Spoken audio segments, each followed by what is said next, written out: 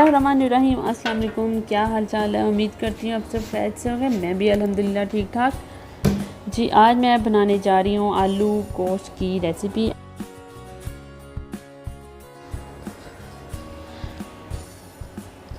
ये लहसुन था, साबुत लहसुन, तो मैं इसको धो के ऐसे ही गोश्त में डाल दूँगी। इसको वॉश करके जो इसके अंदर वाले डंडल से होते हैं उनको निकाल दूँगी। इसको ऐसे यूज़ कर लूँगी। और जी जो आलू ऐड कर रही हूँ, मैं आलू ऐड कर रही हूँ बॉईल करके। ये आलूओं को वॉश करके मैं इनको गलने के लिए रख दूँगी। इसका मेरा 1.5 kg मेरा गोश्त था, तो मैंने 1/2 kg आलू के लिए, तो इनको बॉईल कर लेंगे। आलूओं को मैं अच्छी तरह धो के बॉईल करूँगी और दरमियान से इनके 2 पीसेस कर लूँगी, ताकि जो हमारे आलू हैं वो जल्दी से गल जाएँ। वैसे टाइम ज़्यादा लेंगे, इसे इनके 2 पीसेस बना लेंगे ताकि गलने में टाइम ना लें।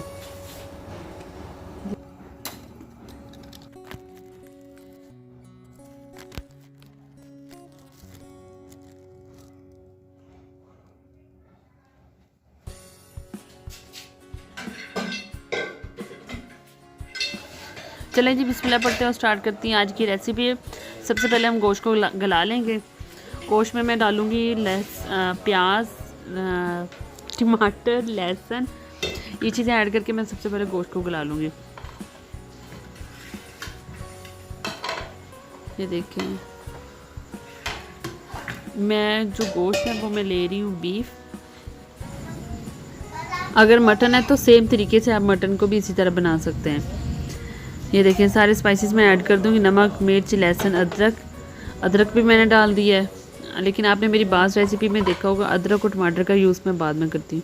लेकिन कुछ ऐसी रेसिपीज़ होती हैं जिनको टमाटर और अदरक का पेस्ट साथ ही ऐड कर देना होता है। तो ये बहुत ज़बरदस्त बना था। ये बहुत ज़्यादा थिक भी नहीं था, बहुत ज़्यादा लिक्विड फॉर्म में नहीं था। इसकी जो शोरबा मैंने दरमियाना सा बनाया था और बहुत डिलीशियस, बहुत यम्मी बना था। ये मैं एक अनियन डाल दूँगी। अनियन मैं ज़्यादा नहीं डाली, सिर्फ एक अनियन यूज़ करी हूँ मुनासिब साइज़ का। अदरवाइज़ मैं हमेशा आपको कट किया हुआ अनियन दिखाती हूँ। इस दफ़ा मैं आपको विदाउट कटिंग के अनियन दिखा रही हूँ, ताकि आपको अंदाज़ा हो जाए कड़ी के लिए, शोरबे के लिए हमने बहुत ज़्यादा अनियन नहीं यूज़ करना है। हम सिर्फ एक, चाहे आपका 2 किलो गोश्त है या 3, अगर 2 किलो है तो आप इसी ही साइज़ का 2 अनियन यूज़ कर लें, अदरवाइज़ एक इनफ है। क्योंकि बहुत ज़्यादा कड़ी में या शोरबे में, बहुत ज़्यादा शोरबे में जो वो मसाला सा आ जाता है ना, वो अच्छा नहीं लगता। तो कोशिश किया करें अनियन का यूज़ कम करें, और टमाटर भी इसी स्टेज पे ऐड कर दें ताकि शोरबे में हमारे इसके पीसेस वगैरह ना आए। चले जी, अब स्पाइसेस डाल के, ये सब कुछ डाल के मैं पानी ऐड कर दूँगी। पानी डाल के मैं ऐसे लगा दूँगी प्रेशर पर।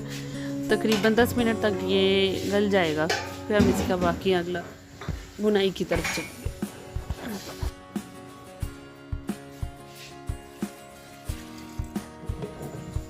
पानी की क्वांटिटी ज़रा कम रखिएगा, क्योंकि टमाटर ऑलरेडी लिक्विड होता है, अंदर पानी काफ़ी ऑब्जर्व होता है। तो गोश्त जब गलने के लिए रखते हैं तो टमाटर भी अपना जो पानी है वो छोड़ देता है। ये देखें, साथ ही मेरे जो आलू थे वो डन हो गए। मैं इसको कूल डाउन करूँगी, इसके बाद मैं इसे पिल आउट कर लूँगी। ये देखिए, अगर आपने चेक करना तो नाइफ लेके उसको इस तरह अंदर डाल के चेक करें। अगर अंदर तक इजीली चला जाए तो समझे आपके जो आलू है वो अंदर तक गल चुके हैं। चलिए जी, इतनी देर में मेरा जो गोश्त था वो भी गल गया है। अब मैं निकाल लूँगी इसे पतीले में, यानी कि अब हम इसकी भुनाई करेंगे। मैं घी का यूज़ कर रही हूँ। जो घी होता है वो कड़ी के लिए, शोरबे के लिए बहुत बेस्ट होता है। शोरबे, अगर आप जब भी शोरबा बनाना हो, बीफ का, मटन का, चने का, एनीथिंग, किसी भी चीज़ का शोरबा बनाना हो, तो आप कोशिश किया करें घी का यूज़ करें। बहुत ज़बरदस्त टेस्ट आता है घी की वजह से। जो गोश्त है उसको मैं स्ट्रेन करके अंदर डाल दूँगी। जो लिक्विड है वो मैं बाद में ऐड करूँगी। और आपने देखा होगा जो लिक्विड है वो बिल्कुल स्ट्रेन किया हुआ है, यानी कि उसके अंदर कोई भी पीसेस नहीं है। ये देखें जी, आलू भी मेरे टर्न हो गए। मैं इसको अब ठंडा करने के लिए रख दूँगी। फिर बाद में पिल आउट करके जब हमारा गोश्त हाफ टर्न हो जाएगा, फिर मैं आलू डाल के साथ आलूओं की भुनाई करेंगे। फिर हम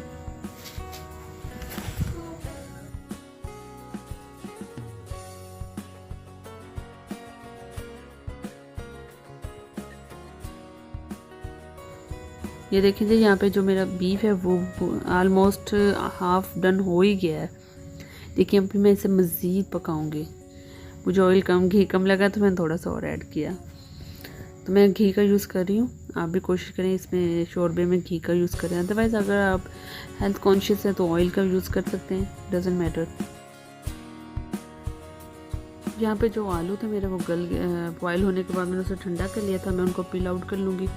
पील आउट करने के बाद मैं उसके स्लाइसिस पीस बना लूँगी। बहुत ज़्यादा छोटे और बहुत ज़्यादा बड़े भी नहीं बनाने, दरमियाने साइज़ के मैंने इसको कटिंग कर लेना है और फिर मैं डाल दूँगी इसे गोश्त के अंदर भुनाई के लिए।